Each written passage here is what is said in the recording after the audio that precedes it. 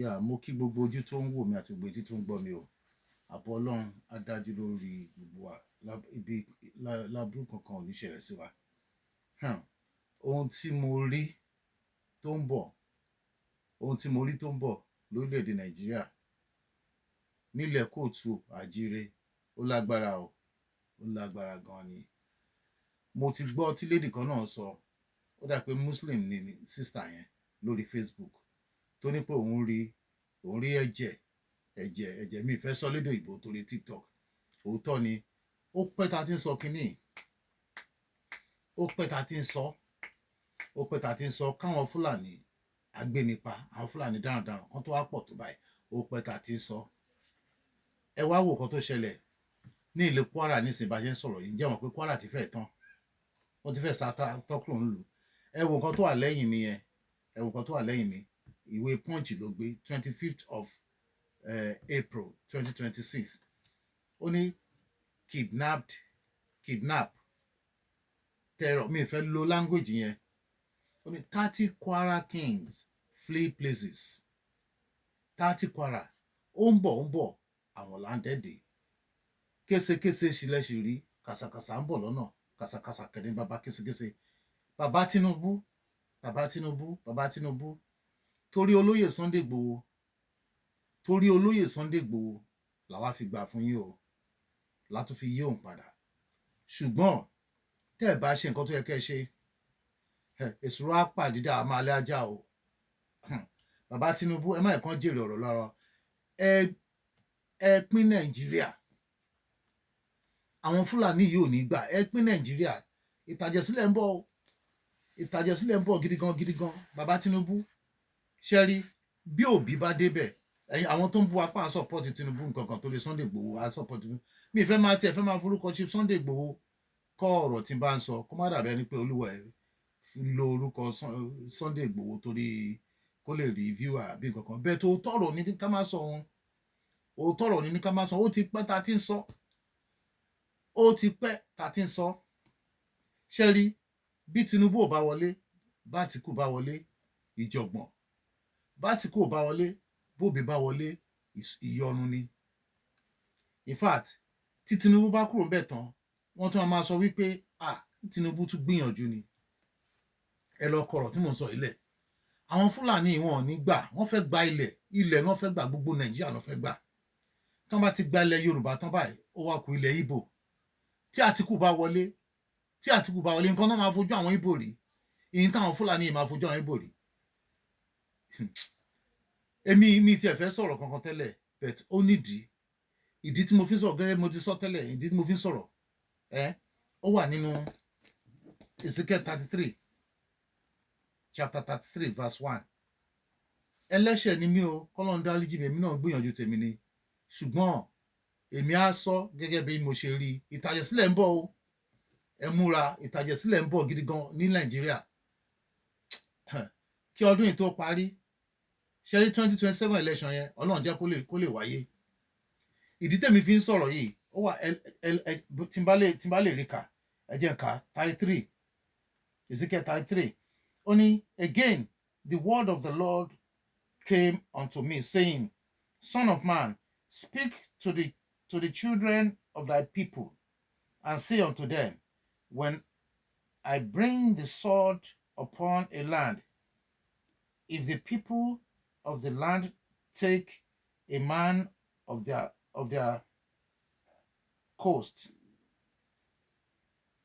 a man of their coast, and set him for their watchman.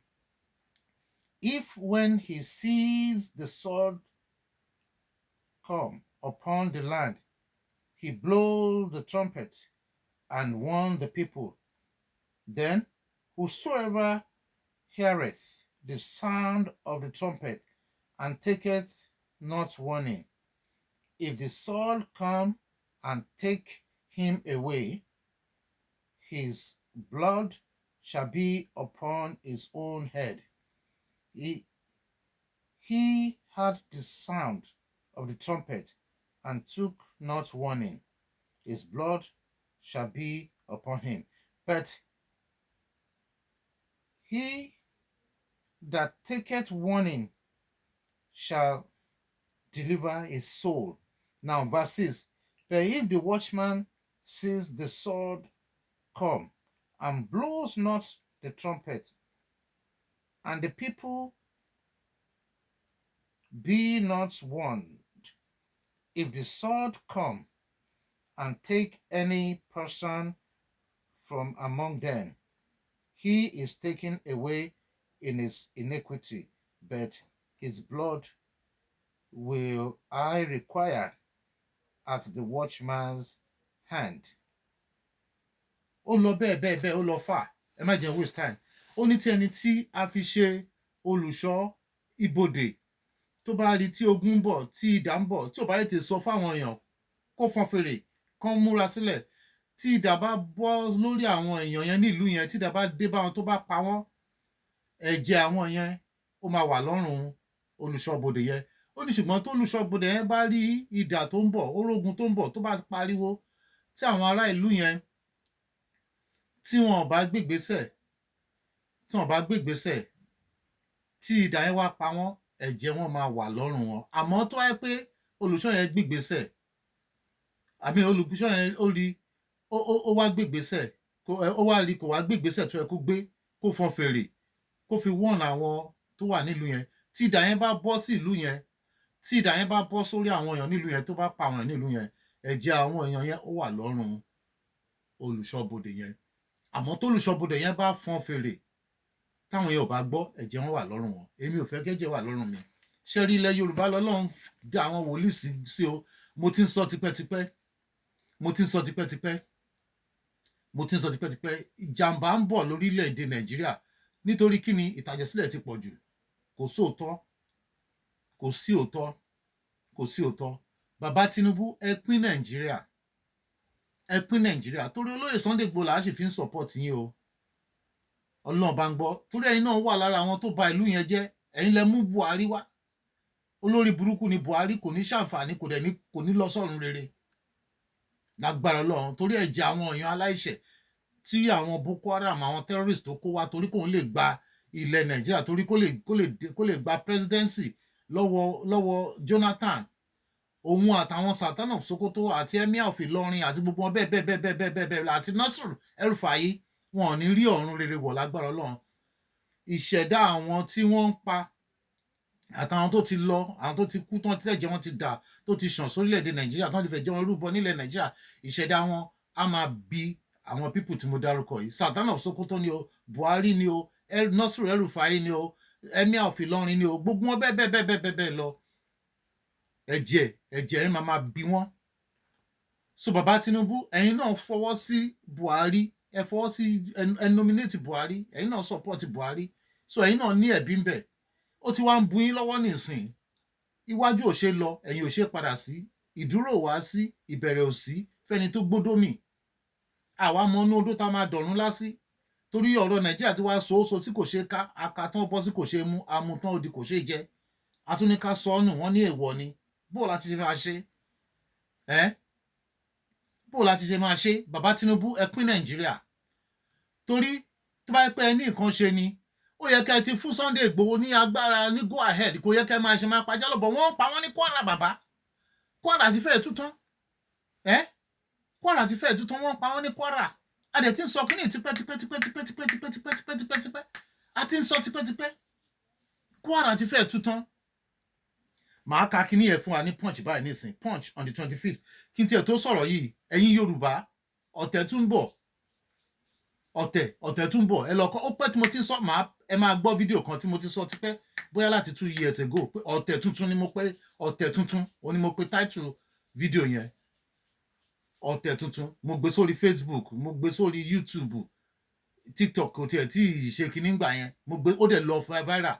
Ọ̀tẹ̀ tuntun ó tún bọ̀. Yorùbá ẹ ronú, ẹjẹ́ àṣírà lọ́kàn, wọ́n fẹ́ gbalẹ̀ wa ní ẹ̀yin Mùsùlùmí, kíní yìí wà lọ́wọ́ yín o, ó wà lọ́wọ́ yín gan o. Ọ̀tẹ̀ tún bọ̀, ọ̀tẹ̀ tuntun. Ó dá, ẹ wá gbọ́ fídíò yìí, ẹ gbọ́ fídíò yìí. Ó ti pẹ́ tá ti ń sọ, ẹ gbọ́ fídíò yìí. Ẹ sáré bá mi gbọ́ fídíò. Ó ti pẹ́ tá ti ń sọ pọ̀tẹ̀ tuntun bọ̀. Ẹ̀yin náà ẹ gbọ́. Mo fẹ́ kẹ́ gbọ́ fídíò yìí tí mo ti sọ tẹ́lẹ̀. Kẹ́ múra sílẹ̀. Ọ̀tẹ̀ tuntun tún bọ̀. Ọ̀tẹ̀ tuntun ó ń bọ̀. ọ̀tẹ̀. ọ̀tẹ̀ ọ̀tẹ̀ ọ̀tẹ̀ ọjọ́ tí Yorùbá bá ti bọ́ nínú ọ̀tẹ̀ tán ti jáwọ́ nídìí ọ̀tẹ̀ ọjọ́ náà ni Yorùbá lọ kúrò lóko ẹrú. Ọlọ́run fún Yorùbá ní nǹkan o, Ọlọ́run fún Yorùbá ní nǹkan, Ọlọ́run fún Yorùbá lágbára, Ọlọ́run fún Yorùbá nímọ̀, Ọlọ́run fún Yorùbá láṣẹ, Ọlọ́run fún Yorùbá lọ́gbọ́n, Ọlọ́run fún Yorùbá ní iyì. Ṣùgbọ́n ọ̀tẹ̀ yìí nìkan òun ni ó ń bọ̀ ó tún ń bọ̀ ọ̀tẹ̀ tuntun. Ọjọ́ tí Yorùbá bá bọ́ ní ìdí ọ̀tẹ̀ ọjọ́ náà ni Yorùbá ló máa gba gbogbo àgbáyé. Tí n bá ṣe torí ọ̀tẹ̀ Yorùbá ni ìbá máa control gbogbo àgbáyé nìsín. Amẹ́ríkà dìbò ní tí Yorùbá ní Amẹ́ríkà ò ní ìdá kan ní inú ọgọ́rùn-ún náà. ọ̀tẹ̀ ọjọ́ tí Yorùbá bá bọ́ ní ọ̀tẹ̀ tán bá kúrò ní ọ̀tẹ̀ ọjọ́ náà ni ògo Yorùbá máa tàn káàkiri gbogbo àgbáyé fún àmọ́. Ẹ wo ìlú China, wọ́n fẹ́ràn ara wọn gan, wọn ń ṣọ̀tẹ̀ ara wọn. Ìlú China中国好中国人是一个中国人很善良的，很善良啊，对，很真的我跟他们说和气善良。You know China they are united. Wọ́n sì ní agbára àti ọgbọ́n àti ìmọ̀ tó wà. Ọjọ́ tí Yorùbá bá bọ́ nídìí ọ̀tẹ̀ ọjọ́ náà ni Yorùbá ló bọ́ lóko ẹrú. Ọlọ́run ṣe àwọn ọmọ Yorùbá wọ́n wà ní Brazil, Ọlọ́run ti kó wọn kúrò nílẹ̀ Yorùbá. Ọ̀tẹ̀ yẹn ò ràn wọ́n, wọ́n ṣe àwọn ọlọ́kan nísìnyí báyìí nílùú Brazil. Wọ́n ti ń kọ́ Yorùbá, wọ́n ti fi Yorùbá sí lára national language wọn. Nílùú China wọ́n ti ń kọ́ èdè Yorùbá. Nílùú China wọ́n ti ń kọ́ èdè Yorùbá. Ọlọ́run fún Yorùbá ní nǹkan, ṣùgbọ́n ọ̀tẹ̀ yìí náà ní nǹkan. Ọjọ́ tí Yorùbá bá bọ́ ní tán bá kúrò ní ọ̀tẹ̀ ọjọ́ náà ni wọ́n bọ́ lóko ẹrú. Ọjọ́ náà ni ògo Yorùbá máa tàn káàkiri gbogbo àgbáyé. Ọlọ́run fún Yorùbá ní iyì, Ọlọ́run fún Yorùbá ní ìmọ̀, Ọlọ́run fún Yorùbá ní òye, Ọlọ́run fún Yorùbá ní ọgbọ́n, Ọlọ́run fún Yorùbá ní ẹwà, Ọlọ́run fún Yorùbá ní agbára, Ọlọ́run fún Yorùbá ní àṣẹ. Ẹ wo àwọn wòlíì tán jáde nílẹ̀ Yorùbá láṣẹkáṣẹ. Àwọn bíi Mósè Orímọládé, Joseph Ayọ̀dé Babalá, bí Ọbádáre, bàbá Ọlọ́wẹ̀rẹ́, bí bàbá Ezekiel Salawu, wọ́n pọ̀ bẹ́ẹ̀. Ọjọ́ tí Yorùbá bá kúrò ní ọ̀tẹ̀ ọjọ́ náà ni Yorùbá bọ́ lóko ẹrú. Ire o. So mo rò pé ẹ gbọ́ fídíò yẹn tí mo ti ṣe tipẹ́tipẹ́ ni mo rí pé ọ̀tẹ̀ tuntun ọ̀tẹ̀ yẹn tún ń bọ̀. Ẹ jẹ́ àfúrá, ó ń bọ̀ láàrin ilẹ̀ Yorùbá, ó ń bọ̀, ọ̀tẹ̀ yẹn tún máa bọ̀. Ó tún ṣẹ́rí táwọn Fúlàní ò bá gbalẹ̀ Yorùbá, tí àwọn Fúlàní ò bá gba ilẹ̀ Òtù Ifẹ̀ mọ́ wa lọ́wọ́, á jẹ́ pé Ọlọ́run wà lẹ́yìn wa gan, pé Ọlọ́run nífẹ̀ẹ́ wa. Bẹ́ẹ̀ ni ọ̀tẹ̀ náà máa fi gbà, wọ́n máa fi ọ̀tẹ̀ láàrin, wọ́n máa fi ọ̀tẹ̀ pé ọba kan ju ọba kan lọ, ọba kan ló láṣẹ, ọba kan ló ṣe kinní kan, ló ṣe gbá ló ṣàwò. Mi ìfẹ́ sọ̀rọ̀ jù, á ti yí àwọn ọlọ́gbọ́n, wọ́n máa lò yẹn. Wọ́n tún máa lo ọ̀tẹ̀ ẹ̀sìn Islam. Ẹ jẹ́ ká bí àwọn mùsùlùmí gidi gan. Wọ́n máa ibi tá a bára lónìí, àwọn Yorùbá Ọ̀yọ́ lẹ̀bi yẹn pọ̀ lọ́wọ́ wọn jù.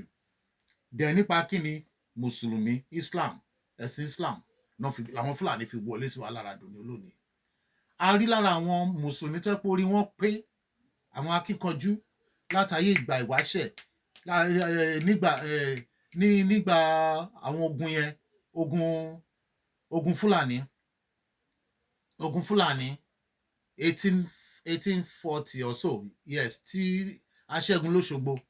A rí lára àwọn mùsùlùmí tó pé orí wọn pé, wọ́n ti sọ jí, wọ́n rí ọjọ́ ọ̀la wípé ẹ̀sìn àwọn eléyìí wọ́n fẹ́ fi gbalẹ̀ lọ́wọ́ wa ni, wọ́n fẹ́ fi gbalẹ̀ lọ́wọ́ wa, tán sọ jí, tán jà fún ilẹ̀ Yorùbá. Ṣùgbọ́n àwọn mùsùlùmí ta ní lóde òní, ọ̀pọ̀lọpọ̀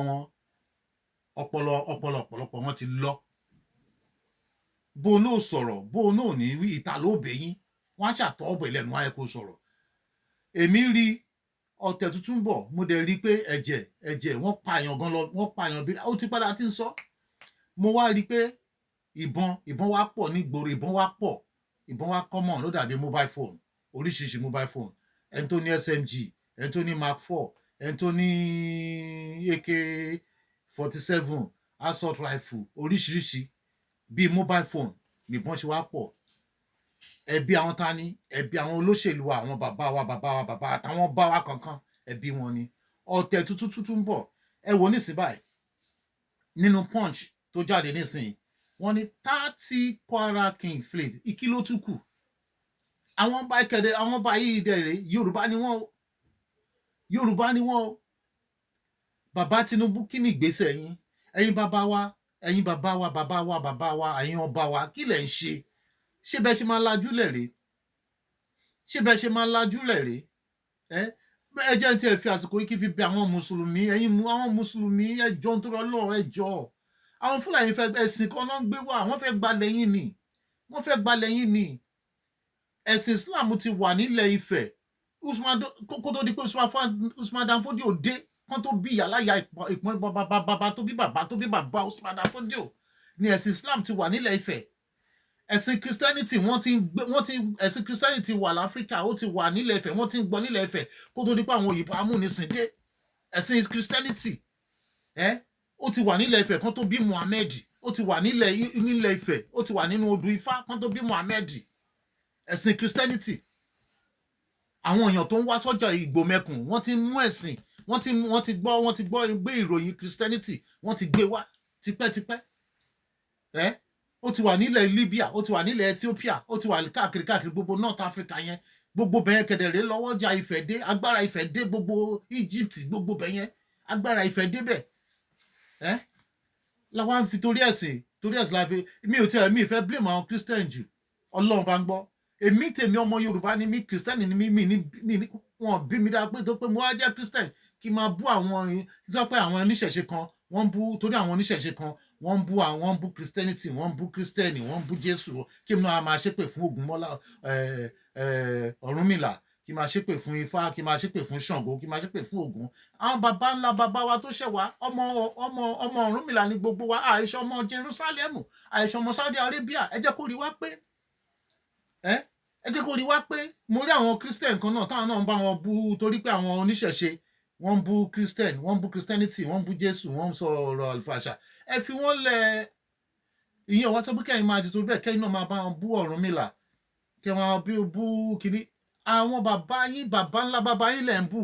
Ẹ lè má gbà wọ́n bí Ọlọ́run, ẹ lè má gbà wọ́n bí òrìṣà, ẹ lè má máa sìn wọ́n bí òrìṣà, bẹ́ẹ̀ tẹ́ rí wọn bí bàbá yín, àwọn bàbá yín lẹ̀ ń bú. Bíbélì Hosea 4:6 ó ní àwọn èèyàn mi ṣègbè tó gbọ́n ní ìmọ̀. Àwọn bàbá tó ṣẹ̀yìn dó, àwọn tó tẹ̀yìn rọ̀ lẹ̀ ń bú. Ọpọlọ yín ti ń lọ ẹ̀mọ̀. Ìṣe kẹ ṣíra yín lọ́kàn Yorùbá, àsìkò tó yẹ ká ṣíra lọ́kàn rẹ̀ ká kọjú àwọn Fúlàní, wọ́n dé tán.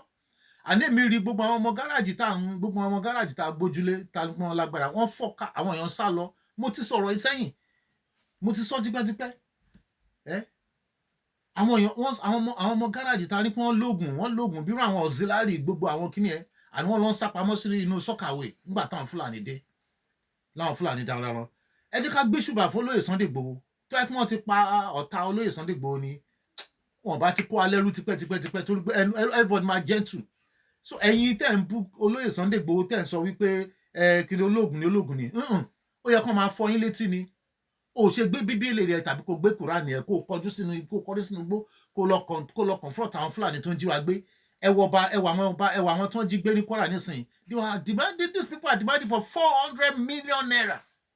400 million naira. Ibo láti fẹ́ rí.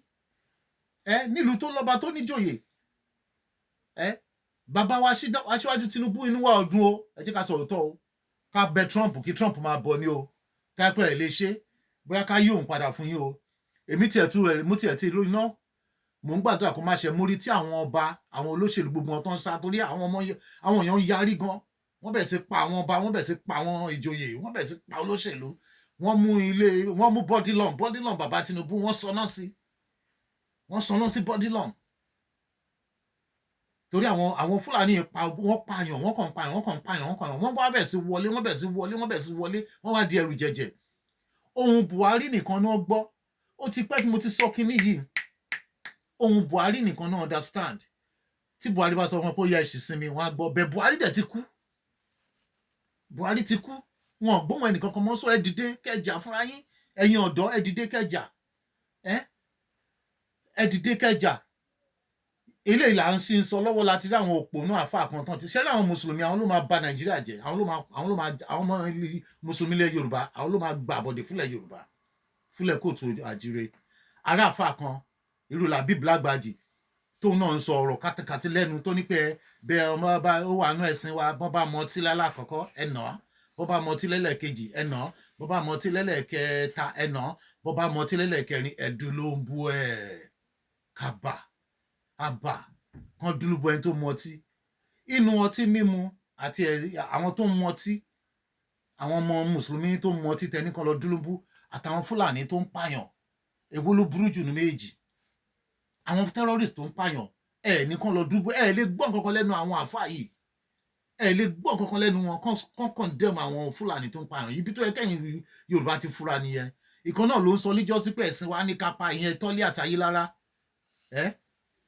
ọmọ àlè Ògbómọ̀ṣọ́ ọmọ àlè Ayélára ẹ̀sìn wa ní kápá bẹ́ẹ̀ náà ni Mufti Ìwó náà ní káwọn ọmọ ilé kéwú kán lọ máa gbé ìbọn kán máa ìbọn kì í ṣe ìbọn tán ní kán máa kọ́ wọn kì í ṣe pé kán láti fi máa pa ẹran o kì í ṣe láti máa fi ṣọdẹ o láti máa fi pa àwọn èèyàn fi pa àwọn Christian àtàwọn oníṣẹ̀ṣe ìjọba dẹ̀ wà ń bẹ ìjọba ọ̀ṣẹ́ ọkàn ìjọba wèrè la ní nílùú Nàìjíríà ìjọba terrorist la ní ìjọba olórí burúkú nìyí bẹ́ẹ̀ náà làwọn àwọn Christian Association of Nigeria náà wọ́n ń pa àwọn Christian wọ́n ń pa gbogbo wọn ẹ̀yin Christian please nobody should disturb me there everybody fuck out jọ.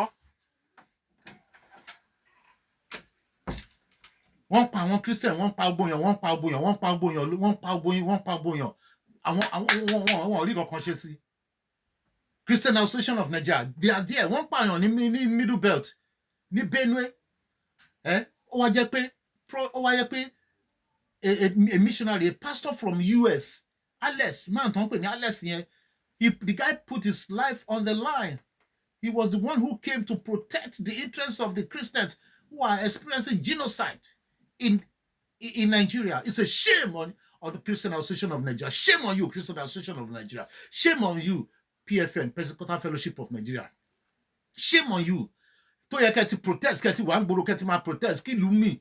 Àwọn wòlíì lọ́lọ́run máa ń lò láyé ìgbà yẹn láti jà fáwọn èèyàn. Prophet Adébáyọ̀ nìkan la rí tó ń ṣe katakata lórí internet. Professor Ṣẹ́gun Adébáyọ̀ nìkan ló gbóyà. Prophet Ṣẹ́gun Adébáyọ̀ òun nìkan ló gbóyà tó jáde. You can't sacrifice your life. Inú bí mi gan seriously. Ọlọ́run bá ń gbọ́. Prophet Ṣẹ́gun Adébáyọ̀ nìkan ló ń sọ̀rọ̀ ti gbóyà. May God bless that man. He's a real prophet of God. Àwọn èèyàn bíi Mose ni àwọn èèyàn bíi Elijah nìyẹn.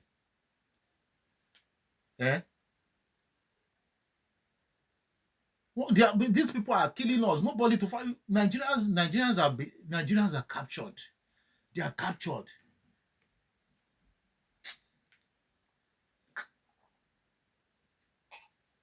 Nigerians are captured. Politicians want to capture wa. Then I want to put in Christian fathers, religious father, want to capture wa. Our traditional rulers, they have captured us. Our politicians, they have captured us. There's nobody to fight for us. President Trump, please, I'm going to tag President Trump. President Trump, please come to our aid. Nigeria is on fire. The Fulani terrorists are unaliving people indiscriminately, especially the Christians and the moderate Muslims. The Fulani terrorists are unaliving people. President Donald Trump, it is obvious that our government cannot do anything because our government is also complicit. We have terrorists in our government. We have their sponsors in our government. And to make the matter worse, President Bola Ahmed Tinubu is inviting Turkey to have their military base in Nigeria in the quest or under a flimsy excuse of fighting against terrorism. It's a lie. It's a premeditated attempt to subdue to the pressure of the Fulani terrorists, the Fulani hegemony, the Sultan of Fulani, the Sultan of Sudan, and the Fulani Caliphate. It is an attempt to subdue to the pressure from this vampire in order for Tinubu to win the second time election. Turkey, we know that Turkey is part of the sponsors. There are evidences that Turkey is one of the sponsors of Boko Haram. Turkey believes strongly in jihad, and they will never lose their grip on that motive and that agenda. So why is President Tinubu inviting Turkey to have military base in Nigeria? Why? To support us against terrorism is a lie. It's a lie. The enemy of my enemy is my friend, but the friend of my enemy is my enemy. Turkey is one of the enemies of Nigeria. Gumi visits Turkey. Gumi, the spokesman for the Boko Haram, for the terrorists, for the Fulani terrorists, he visits Turkey at will. And Turkey will never send him back. We all know we are no more mumu. We don't wise up. President Bola Ahmed Tinubu, I don't understand what you are doing now. I don't understand, Baba. Nǹkan tẹ́ ń ṣe kò yé wa. Èwo ni ti Turkey ní ìsìn nínú ọ̀rọ̀ wa. Èwo ni ti Turkey. President Trump, please come to our aid. Come and help us divide Nigeria. Let us have autonomy so that we'll be able to defend ourselves. We have state military, state police, state defense forces, defense army, we have autonomous army, independent police, independent air force, independent navy. We will defend ourselves. We can't do this. We want to fly, but our wings are chipped. We can fly, but our wings are chipped because of the Fulani hegemony, by the power of this Fulani. And they are using religion as one of their tools to achieve their obnoxious motive. So President Donald Trump, please divide Nigeria now before it is too late. I see bloodshed. I see blood. We have been saying this since 2017. I saw Buhari, the two Buhari we had. I saw it quite all right.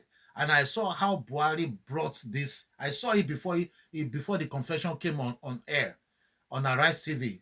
A man called Buba Galadima. He exposed them. He exposed them on Arise TV. And before that, prior to that, I've seen it. These terrorists only understand the language of Buhari, and Buhari is gone. Nobody can talk to them. And they are expanding. They are cutting deep into the southern part of Nigeria. They are coming to the western part of Nigeria. They are extending to the Atlantic Ocean, to the sea.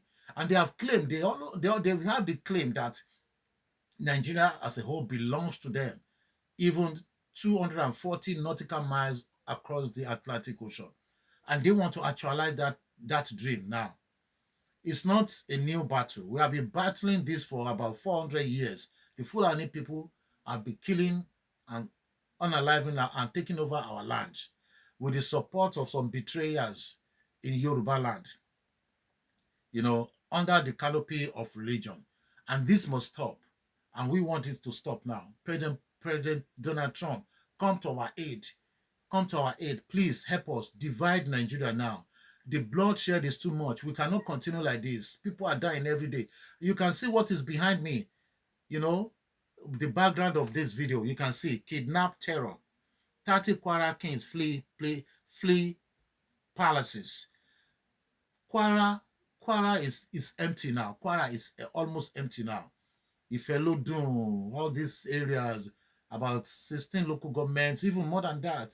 16 communities. 16 communities in Ifelodun evacuated. Fled. People have run away from the place. Many places like that. President Donald Trump, please come. And this calamity is extending to Ondo State, Akure, Owo, Ekiti State, even Ibadan, even Oyo State is extending to Oyo State now. Ilorin, Kogi, everywhere. Nowhere is safe now. All these places are Yoruba land.